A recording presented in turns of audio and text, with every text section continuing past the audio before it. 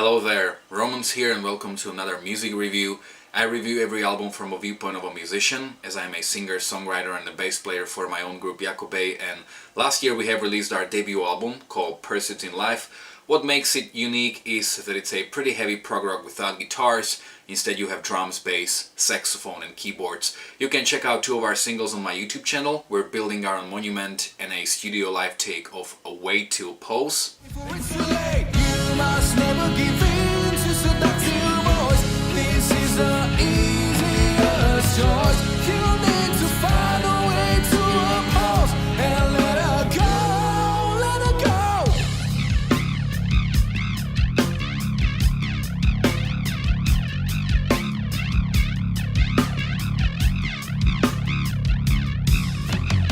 And in the description of both videos you will find all the information about where is the record available. It's available on all digital platforms like Spotify, Tidal, Deezer, iTunes, Amazon, Bandcamp, but also in this digipack version of a CD with a very beautifully illustrated 20 pages long booklet. So in case you want one, all you need to do is contact me via an email, Facebook, Instagram or through Bandcamp. And today I'm going to talk about a new album from Whitesnake called Flesh and Blood. Music review. Music review. Before I even start with this review, I have to confess that I'm a huge fan of Whitesnake. They're one of my all-time favorite groups. They are one of the best rock bands ever in my opinion. And as you can see, I have pretty much everything they have released, the Box of Snakes, their albums. I've seen them live twice. But honestly, I had some concerns about this band, especially when it comes to David Coverdale. Like, his live singing in last 10 years was pretty bad. It's almost heartbreaking to see how much his voice is gone, because back in the day he was quite honestly one of the best singers to walk the planet Earth in my opinion. He was in the same league as Freddie Mercury, as Michael Kiske, and he was just this phenomenal blues soul singer, really phenomenal voice, and I think that he was really very strong even up until like mid 2000s. But in like last 10 years his voice is just completely gone. And even with that horrendous Purple album that they have released in 2015, I really had my doubts about the future of this band. I mean, I haven't heard the Purple album, I've heard only two songs, The Soldier of Fortune and one of my all-time favorite rock tracks, Lay Down, Stay Down, and those two versions were so horrible that I didn't even want to check the album out. And you know, if they wanted to honor that period, well, David, if he wanted to honor that period that he spent in Deep Purple, they should have had just a tour playing those songs. But the record was really, I think, very pointless. And when I discovered that they were about to release a new album, I had my doubts, quite honestly. So their new album, Flesh and Blood, is actually their 12th studio album. And it's the follow-up to their 2011's Forevermore album. So this is a new album coming out after 8 years. And I remember when Forevermore came out, I was pretty much blown away by that record. I really loved it a lot because I think it was a pretty good album. Also, I've been revisiting most of the stuff that David Coverdale has recorded because I'm planning to do David Coverdale plus Whitesnake Worst to Best video hopefully in 2 or 3 months. So I've heard the new album 5 times as of now. It came out yesterday, so let's dive right into the review. The album opens up with the song Good to See You Again, which is just very solid, energetic rock song. Really great one. It just fills you up with the energy. Even David sounds really good on this album. His voice is old and it sounds worn out, but it sounds really good on this album, which I think is due to the studio trickery.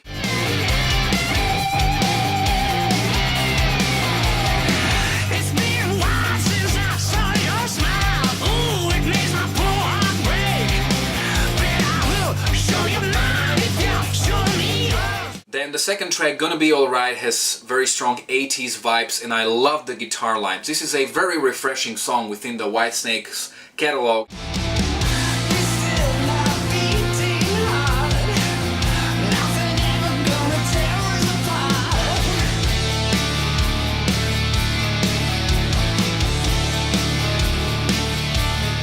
These first two tracks are really great, and I also love the final track on the album, Sands of Time, which is very epic, Led Zeppelin-like track that paints that desert-like picture. The chorus breaks the mood a little bit, but it's still very, very good song, and I especially love how inspired they sound.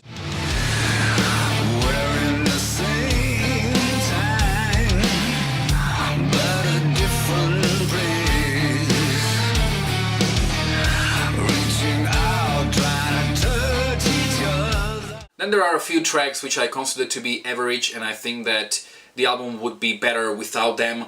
So that's Heart of Stone, which is a very much blues rock track in the style of what Europe have been doing in the last 10 years, but it's a pretty forgettable one. Also, the first music video, Shut Up and Kiss Me, is a pretty average rock song, and I think that there are just much better songs that they should have shoot a music video for.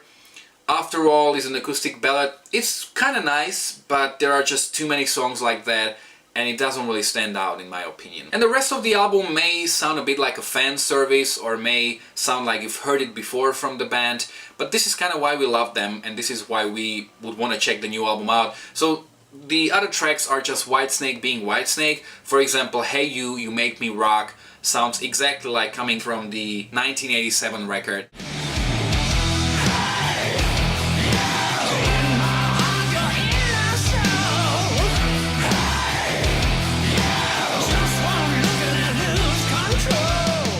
Always and Forever sounds like coming directly from Slide It In. It's like that commercial sounding feel-good rock song.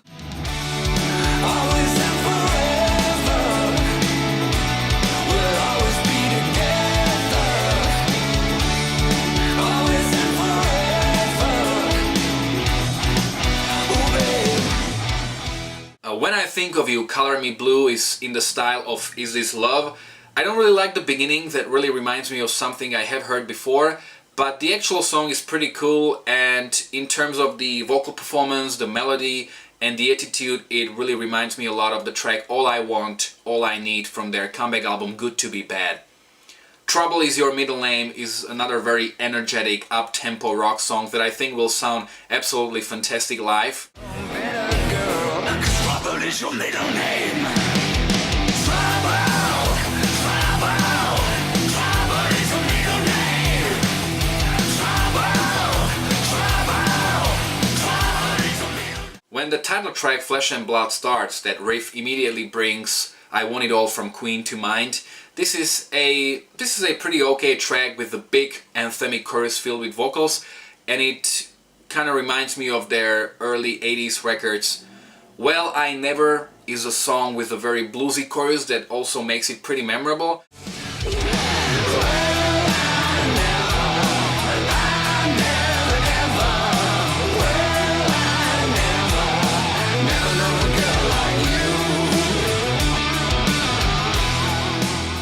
And Get Up is another energetic up-tempo rock song. I think it's very solid, and yeah, you may kind of complain that it's cliche to a certain degree, but how innovative and fresh can you be within the music genre where everything pretty much has been said and done? And I think that they are just doing a great job at keeping the torch alive. So to sum up, I think that this is a pretty decent album, and it's a nice addition to their discography. There are some weaker points, but there are also some pretty good ones. If you have heard the album already, you can let me know in the comment section below how much you like the album, how much you agree or disagree with me. Also, you can let me know how well do you think it compares to their previous stuff. And when I do David Coverdale plus Whitesnake Worst to Best video, I'll see how well it passes the test of time. So if you like this review, don't forget to like, to share, to subscribe. You can check out my own original music, my live performances, my Worst to Best series, and quite a lot of other reviews as well. So thanks a lot for watching.